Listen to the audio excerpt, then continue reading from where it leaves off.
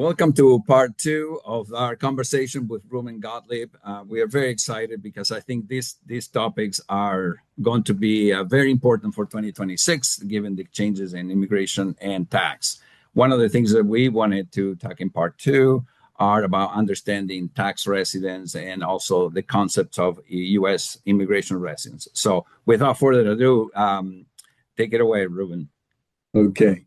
So we're going to talk first about tax residency for income tax purposes. And as I'd mentioned in part one, income tax, the test for income tax is different than the test for gift and estate tax. So as I mentioned, for income tax, and in order to be taxed globally, you have to either be born here or naturalized as a U.S. citizen. You have to have either a green card, lawful permanent residency, or you're here too many days, the presence test. And so how does the presence test work? Well, basically, it's a weighted average. You have to be in the United States the current year for 31 days. And then it's a rolling 3-year period. So the year before, the current year, you count day for a day. So if you're here for 90 days, it's 90 days. You're here past the 31 days. The previous year, it's a third of a day for every day you spent here. And the year before that, it's a sixth of a day. If those days, when you work it out, equal 183, you violate the presence test for that year. And it's a rolling year. Next year, this year will be a third of a year, and the year before will be a sixth, but next year will be a year for a year. If you violate it, as I said, you become a U.S. individual for income tax purposes. Now, there are two basic saving graces. One is if we have a treaty, and for Latin America, there are very few. I'm surprised we still have them with Venezuela, but we do. But we have, but we still, and not because I have anything against Venezuela. I have a lot of clients from Venezuela. It's just the administrations haven't seen eye to eye until very recently, and for a number of years. But in Europe, and other parts of the world, we do have income tax, and where there is a corresponding estate and gift tax, we have estate and gift tax treaty. So a treaty can decide what your tax rate, who gets to tax you, who gets the credit for the taxes paid. But if we don't have a treaty with your country, then there's something called a fact and circumstance test, a closer connection test, it's called. And if you can prove that to the IRS, that you have a closer connection with another country or your home country, then even though you violate the presence tests, if the IRS agrees with you, and it's discretionary with the IRS, they don't have to agree with you. Unlike a treaty, you take a treaty position, if the treaty exists, it exists. But if you've taken a closer connection position, then you've got to prove that you have closer connections back home. Your major job or work or business is back home, your family's back home, your family, your circle of friends are back home, you vote back home. Obviously you don't vote here or you'd be a citizen. So all that has to be taken into consideration, and you just say, oops, I'm sorry, this year I violated the presence test. Please don't force me to be paying income tax on my global money. So we'll go into gift and estate tax. So you could be considered a resident for income tax purposes and not be considered domiciled, which is a different test for gift and estate tax purposes. For gift and estate tax, forget about residency. That's just one of the factors that's considered. But if you have too many connections to the United States, you have your business is here, your family is here, your closer connection is here, and you plan to be domiciled here, then you're a U.S. individual for gift tax. So any place you make a gift, you're going to be taxed on that gift, and estate tax. All your assets are brought back in here. So it can be fleeting. I liken it to the people who came over from Europe during World War II and they landed on Ellis Island. They never had the intention to go back. Their intent was to stay here in the United States. And if they kiss the ground and die of a heart attack immediately, it doesn't matter how long they're here. They're considered domiciled here. But the flip side is you could have your green card and not be domiciled here. We had a client, for example, that had residency, but he was never here more than 90 days in the year. His factory was in a foreign country. His family was in a foreign country. His larger home was in the foreign country. His circle of family and friends were all in his home country. And we could prove that he could do gifting and not be charged with global gifting of assets outside the United States because he was not domiciled here. It was only till he was kidnapped the second time that he said, no, it's too dangerous. Ya me voy, I'm going. And he decided to make this his home. At that point, then it became U.S. tax planning, not pre-immigration tax planning, which would allow him to gift and do certain things that he could do before becoming a U.S. resident. Once again, if you're considered domiciled here, it's your intent to stay here, however fleeing, you are taxed on all gifts all over, and you're taxed on your entire estate. So that leads into some very good pre-immigration planning techniques.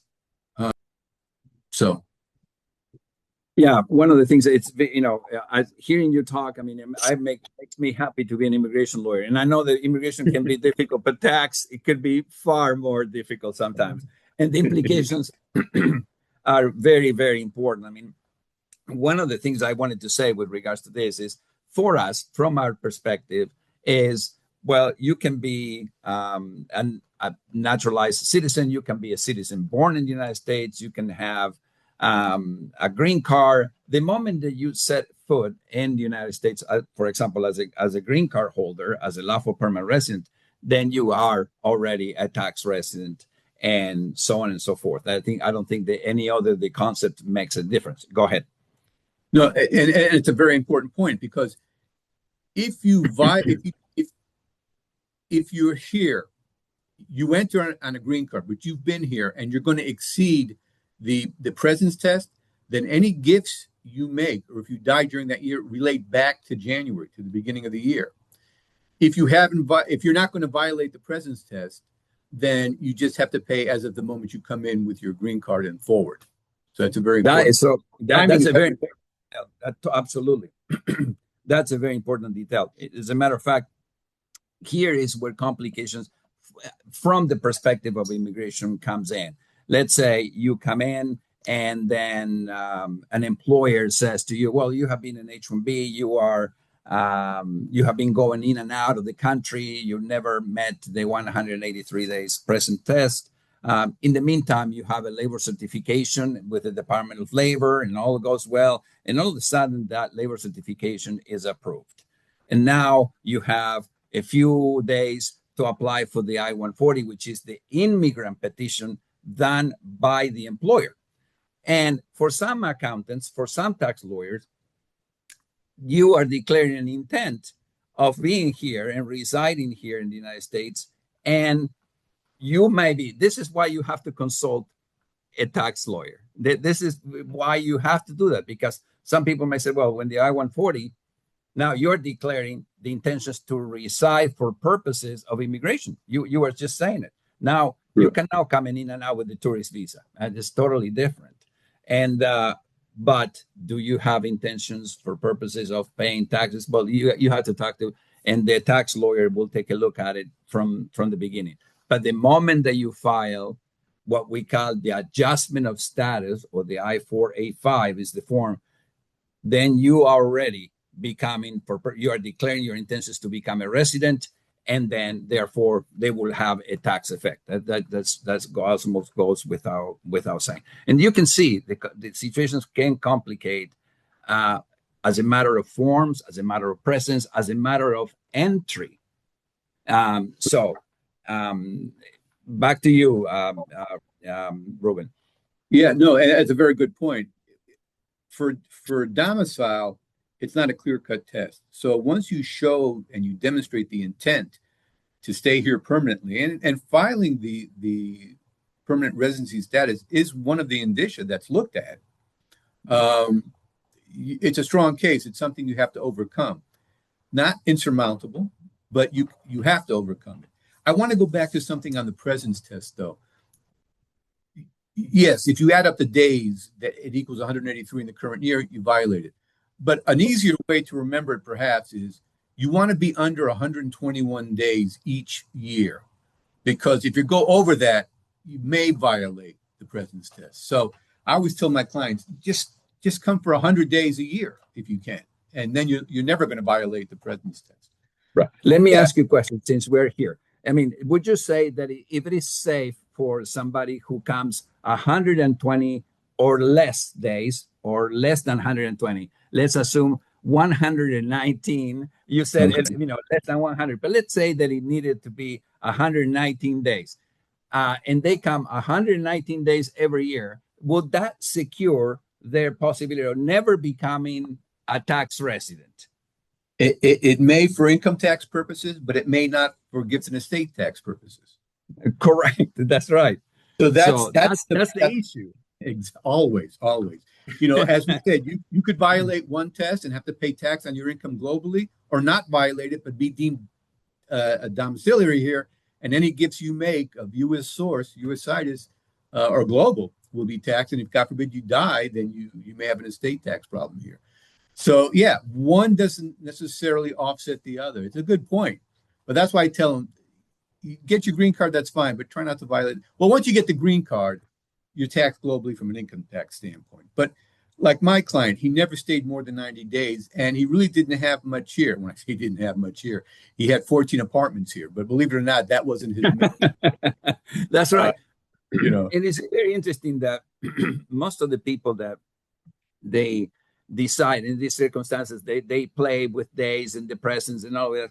They always have assets that accompany, their situation. And this is why you have to take a look at from all the angles, because one, you can get excited about, let's say the Trump gold car, or the Trump, silver car, and then you have the platinum car, and there's so many cars nowadays that we don't know exactly. One of these days it's going to be the aluminum, and I guess, but you can get excited about the things like that and ask all the questions, but every one of them will have some sort of tax implication and tax and states implication. And that's very important, because you cannot see, and what I'm trying to say at the end is, you cannot see it from an isolated point of view. The snitches of immigration are just only tax. You have to see it. Generally, I think that the tax tend to be a little more important in circumstances regarding when they're a combination of, but you have to look at them both. I mean, there's just no. Yeah, there's consequences to both. Absolutely. And like my client, he said, look, I need to get out. It's dangerous. That overrides everything. If there's a legitimate reason besides taxes, and taxes shouldn't be the be all and end all. It's important. But if you need to get out and Hector can get you in, get here. We'll deal with what you've got when you're here. And right. Maybe it's a good time to mention this.